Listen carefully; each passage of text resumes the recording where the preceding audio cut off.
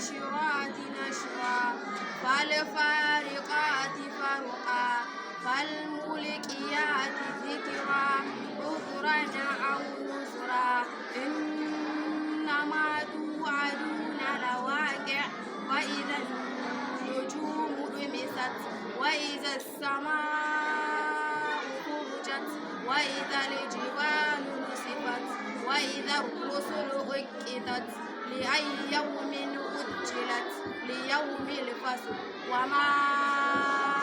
أدراك ما يوم الفصل ويل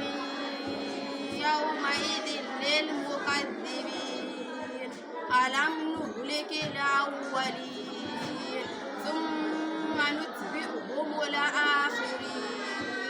كذلك نفعل بالمجرمين ويل يومئذ للمكذبين ألم نخلقكم من ماء مهين وجعلناه في قرار مكين إلى قدر معلوم فقدرنا فنعم القادرون ويل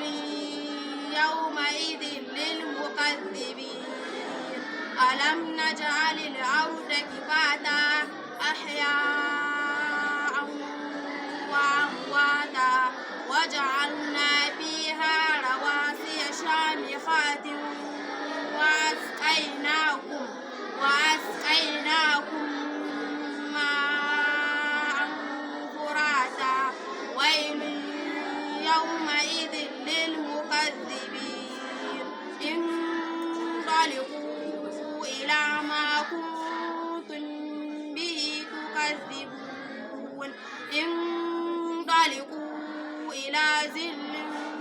ذي ثلاث شعب لا ظليل ولا يغني من اللهب إنها ترمي بشرر كالقصر كأنه جمالة صفر ويل يومئذ للمكذبين هذا يوم لا ينطقون ولا يؤذن لهم فيعتذرون ويل يومئذ للمكذبين هذا يوم الفصل جمعناكم والأولين فإن كان لكم كيد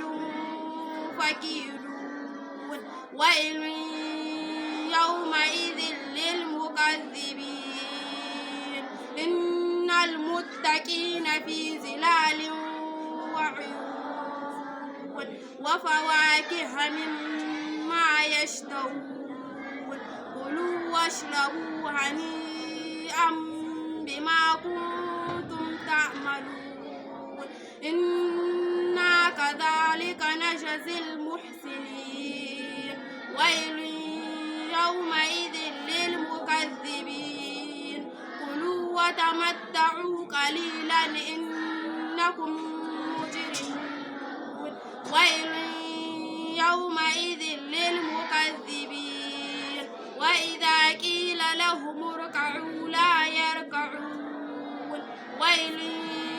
يومئذ للمكذبين فبأي حديث بعده